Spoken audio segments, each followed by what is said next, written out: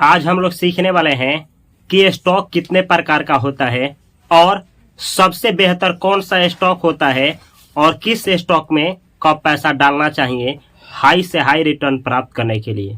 चलिए देखते हैं पहला स्टॉक कौन सा है। तो पहला स्टॉक है पेनी स्टॉक्स। पेनी स्टॉक्स होता क्या है? तो देखिए, लो प्राइस्ड स्टॉक्स, ऐसा स्टॉक जिसका प्राइस लो हो। लो का मतलब क्या?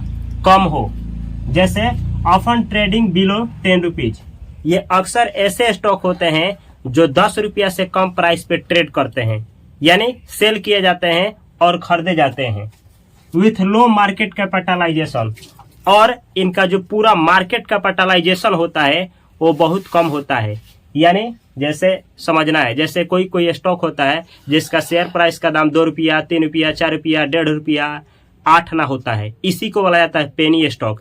ये पेनी स्टॉक्स बहुत खतरनाक होते हैं, यानी इसमें अगर आप पैसा डालते हैं तो बुड़ने का 100% गारंटी होता है। इसलिए ये बोला जाता है कि पेनी स्टॉक्स को कभी भी परचेज नहीं करना चाहिए। अगर कोई पेनी स्टॉक्स है और वह फंडामेंटली स्ट्रांग है, यानी प्रॉफिट करता है, एसेट्स बनाता है, पीई पीबी रेशियो सब कुछ अच्छा है, बुक वैल्यू अच्छा है, तब जा करके उसको परचेज किया जाता है। नहीं तो उसका बिजनेस खराब है, कोई बिजनेस नहीं है, कोई रिटर्न नहीं है और उसका शेयर प्राइस का दाम 2 रुपया, 4 रुपया, 5 रुपया है, तो उसको कभी भी नहीं परचेज किया जाता है। तो ये होते हैं पेनी स्टॉक्स, यानी ऐसे स्टॉक्स जिनका शेयर प्राइस का दाम 10 रुपया से नीचे हो, उसको बोलेंगे पेनी स्टॉक्स। ये बहुत डेंजर होते हैं, इनको नहीं परचेज किया जाता है। आगे देखिए, आगे लिखे हैं इसका कुछ गुण होता है, जैसे हाई वोलाटिलिटी। ये बहुत वोलाटाइल होते हैं। पेनी स्टॉक्स जो होंगे अप जाएंगे, डाउन जाएंगे, अप जाएंगे, डाउन जाएंगे। स्पेकुलेटिव, यानी इसमें ना स्पेकुलेशन किया जाता है, अनुमान लगाया जाता है, सट्टा लगाया जाता है, सट्टाबाजी किया जाता है।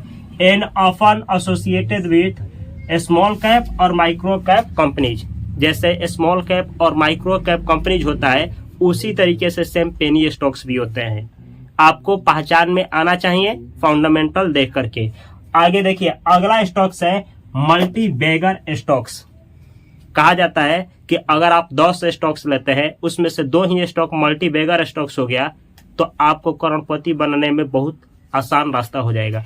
एक भी स्टॉक आपको अगर मल्टी बैगर मिल गया, अच्छा खासा उसमें इन्वेस्ट किया है, तो आपकी जर्नी को, जो करोड़पति की जर्नी है, बहुत आसानी से पूरा हो जाएगी। ये मल्टी बैगर स्टॉक्स होता क्या है? तो यहाँ पे देखिए, स्टॉक्स दैट, यानी ऐसे स्टॉक जो जनरेट रिटर्न्स, जो रिटर्न को जनरेट करते हैं मल्टीपल टाइम्स, यानी बहुत ज्यादा बार द इनिशियल इन्वेस्टमेंट, यानी शुरुआती में। कहने का मतलब हुआ ऐसे स्टॉक्स वो जो बहुत हाई रिटर्न जनरेट करते हैं। जैसे कहने का मतलब है, देखेंगे कि बहुत सारा स्टॉक्स है जो साल में 25% का क्या दिया है, आपको गेन दिया है, लेकिन वहीं पे मल्टी बैगर जो होगा वो देखेंगे कि उतना ही समय में 100% का, 150% का, 200% का आपको क्या देगा, तो रिटर्न दे देगा। ऐसे स्टॉक्स को बोला जाता है मल्टी बैगर स्टॉक्स।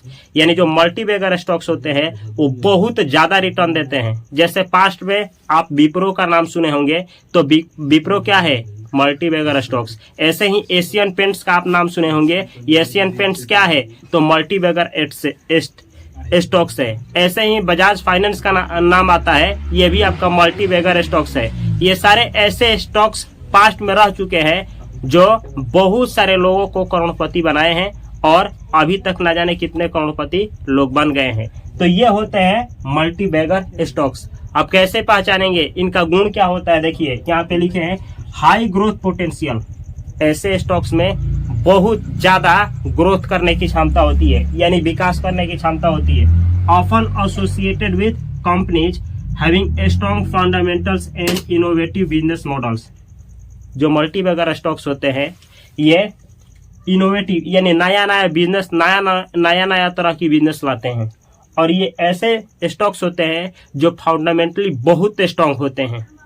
अगर आप ऐसे स्टॉक्स ढूंढने में सक्षम हैं, अच्छा खासा इन्वेस्टिंग करते हैं, तो जो करोड़पति की जर्नी है ये बहुत बड़ी साबित नहीं होगी। तो ये होते हैं मल्टी बैगर स्टॉक्स। जैसे कि पास्ट में कुछ मल्टी बैगर स्टॉक्स रहे हैं जिनका आपको नाम दिए। अगर आपको स्टॉक मार्केट में पैसा लगाना ही है, किसी स्टॉक में पैसा लगाना ही है, तो आपको चुनना चाहिए मल्टीबैगर स्टॉक्स। आगे देखिए, अगला स्टॉक्स है ब्लू चिप स्टॉक्स। अब ये ब्लू चिप स्टॉक्स होता क्या है? तो blue chip stocks stocks of well established, यानी ऐसे स्टॉक्स जो बहुत अच्छी तरीके से स्थापित होते हैं, यानी जो बहुत बड़ा मात्रा में मार्केट को कैप्चर किए होंगे, अच्छी तरीके से स्थापित हो गए होंगे, जिनको बुड़ने का चांस नहीं होगा।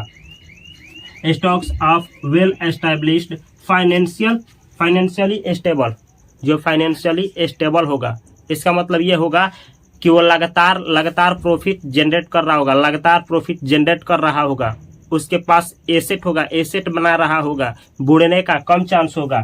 एंड रिप्यूटेबल कंपनीज, और वह कंपनी जो होता है लोगों में रिप्यूटेबल होता है, यानी बहुत प्रसिद्ध होती है ऐसी कंपनियां, उसी को आप लोग कहते हैं ब्लू चिप स्टॉक्स। ये ब्लू चिप स्टॉक्स होते हैं। जैसे मल्टीबैगर स्टॉक्स होते हैं, सेम ऐसे ही मान सकते हैं कि ब्लू चिप स्टॉक्स भी होते हैं। इनका भी कुछ कैरेक्टरिस्टिक्स होता है, जैसे कि लो वोलाटिलिटी।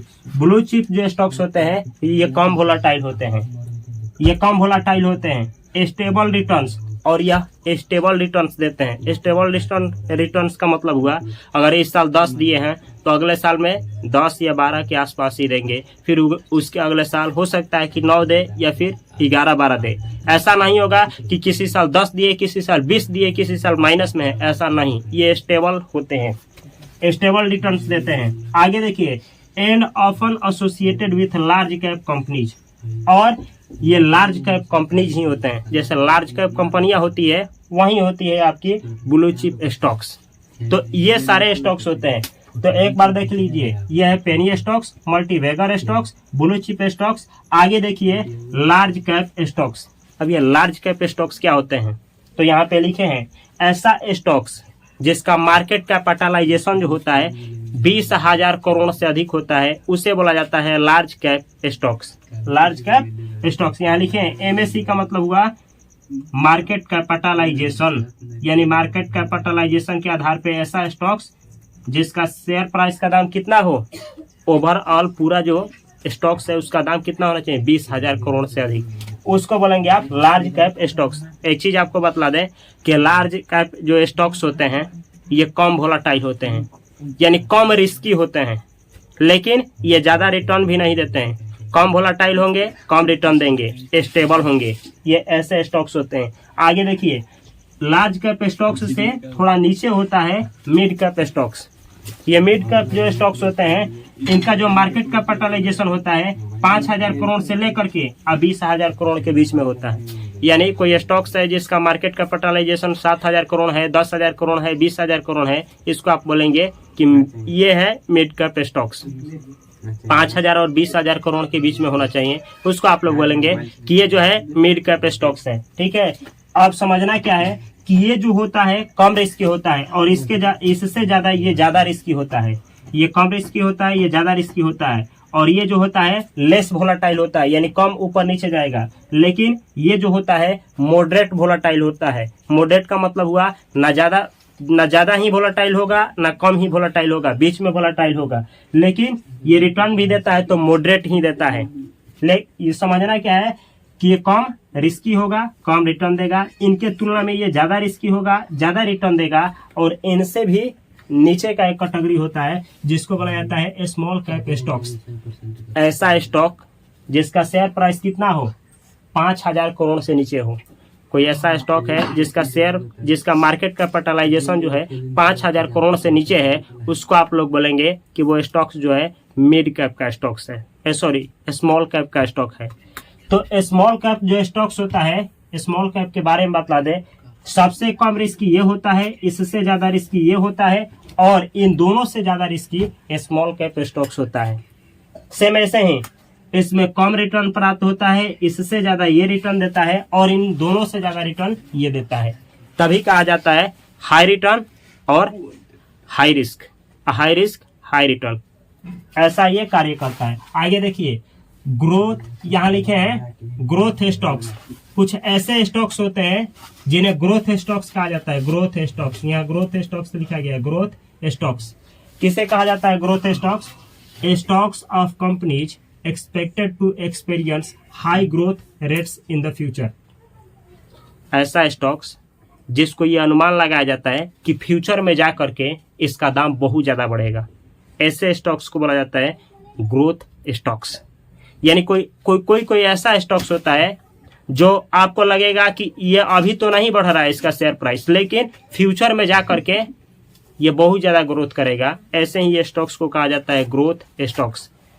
इसको कैसे पहचानेंगे? तो गुण होता है high price to earning ratio, यानी जो पीई रेशियो होता है वह हाई होगा। ऑफन अक्सर associated with companies in emerging industries.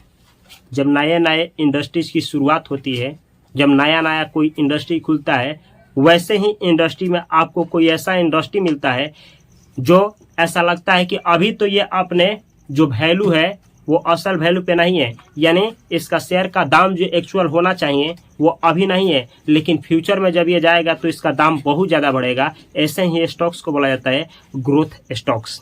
ये होते हैं आपका ग्रोथ स्टॉक्स। इनका पीई रेशियो कभी भी ज़्यादा होता है, याद रखना है। आगे देखिए डिविडेंड स्टॉक्स। डिविडेंड स्टॉक्स, अब ये डिविडेंड क्या होता है पहले आपको हम समझा देते हैं।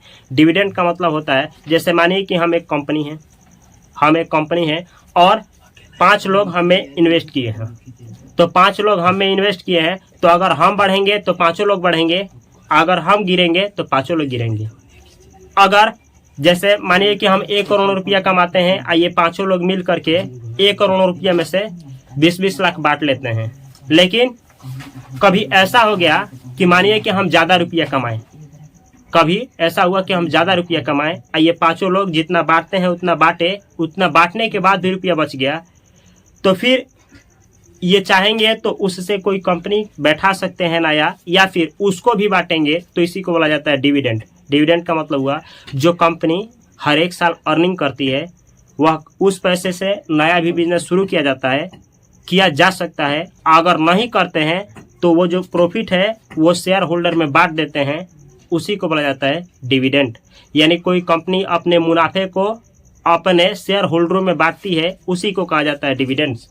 तो कुछ ऐसे स्टॉक्स होते हैं जो ये डिविडेंड देने का कार्य करते हैं, उनको बोला जाता है डिविडेंड स्टॉक्स। जैसे कि लिखे हैं stocks of companies that distributes a portion of their earnings to shareholders in the form of dividends. यानी कोई कंपनी अपने शेयर होल्डर को अपने प्रॉफिट जो होता है, मुनाफा जो होता है वो बांटती है, उसी को कहा जाता है डिविडेंड स्टॉक्स। तो जब आपको ऐसा लगता है कि कोई ऐसा स्टॉक्स में हम क्या करें, इन्वेस्ट करें जो महीना का इनकम हमको देता रहे, तब जाकर के आपको चुनना होता है डिविडेंड स्टॉक्स। ये जितना भी स्टॉक्स है ये अलग अलग स्टॉक्स है।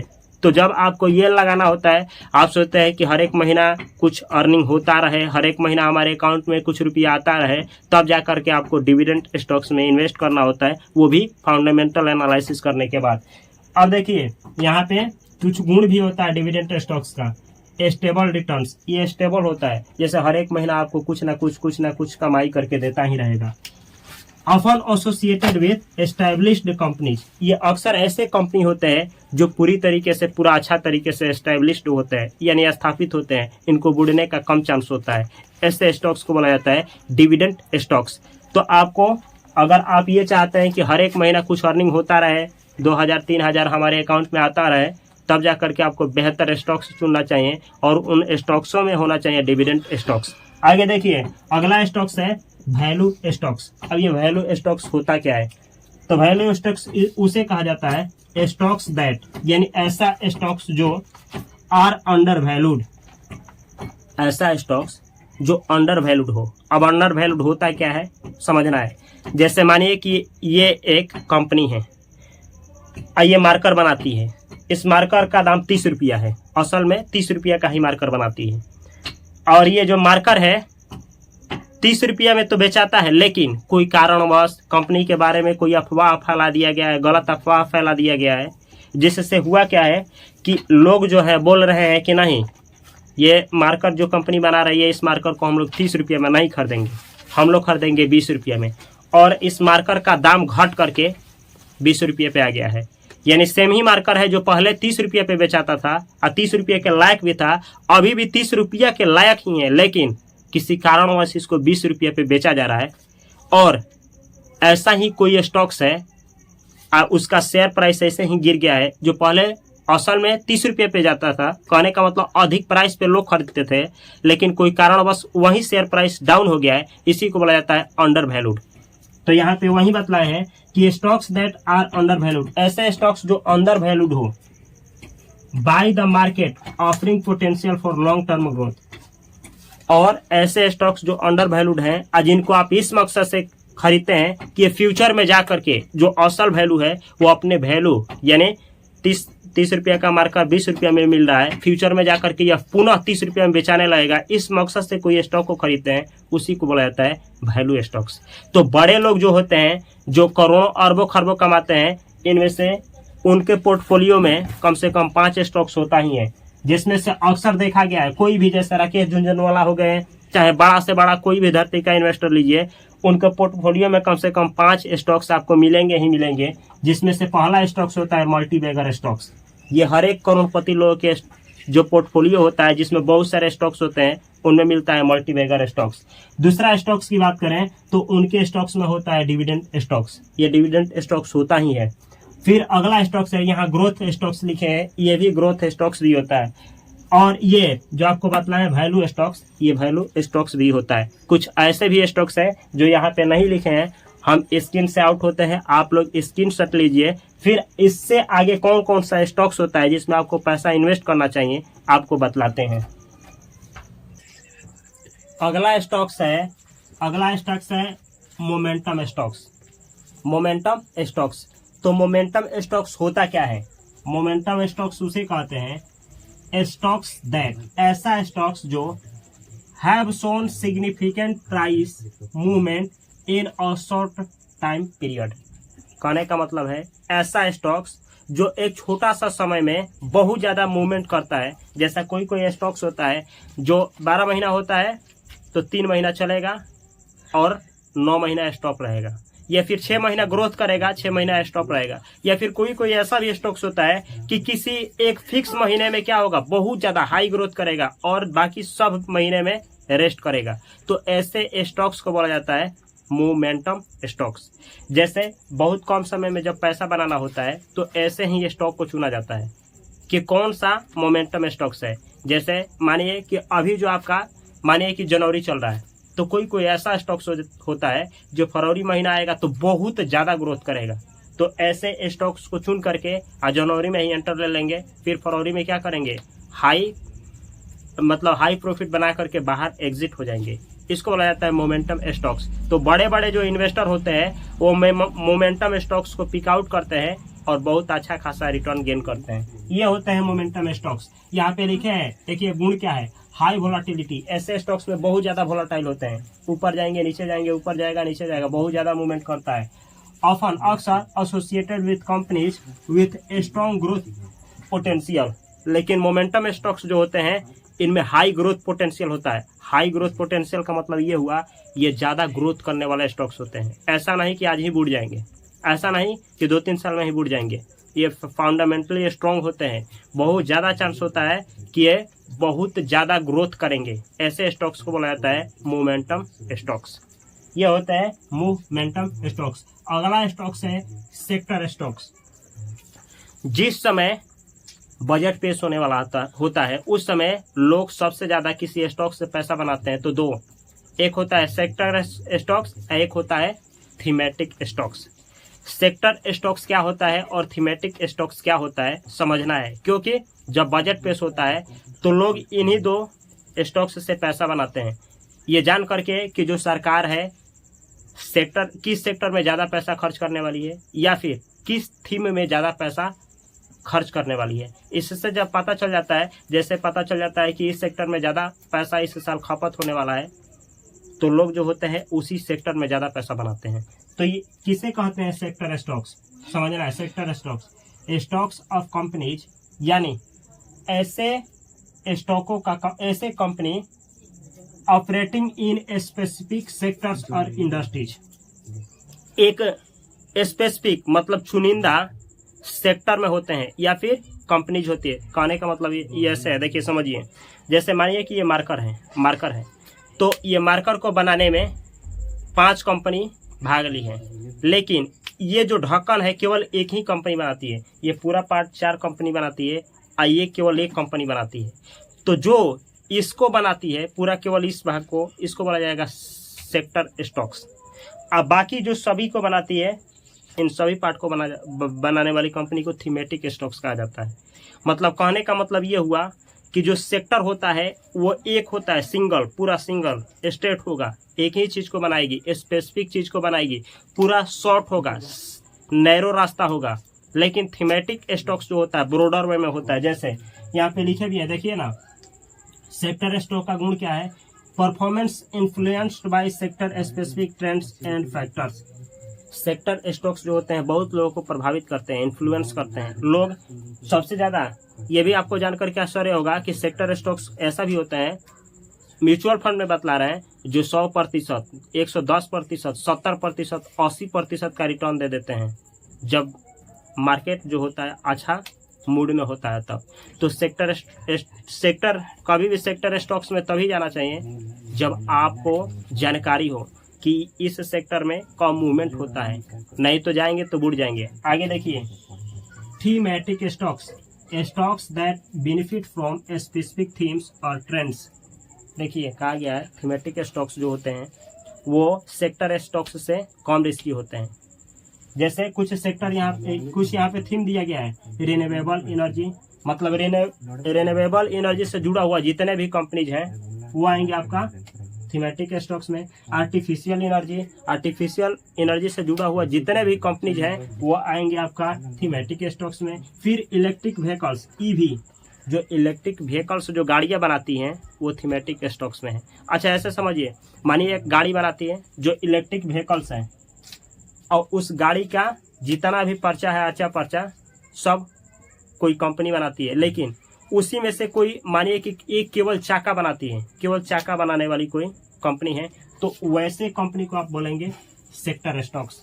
बाकी जो अर्चा पर्चा सब बनाती है उसको बोलेंगे आप थीमेटिक स्टॉक्स। यही अंतर होता है। यानी स्टॉक्स जो होते हैं, सेक्टर स्टॉक्स सिंगल पार्ट को बनाते हैं, जबकि थीमेटिक पूरा पार्ट को ही।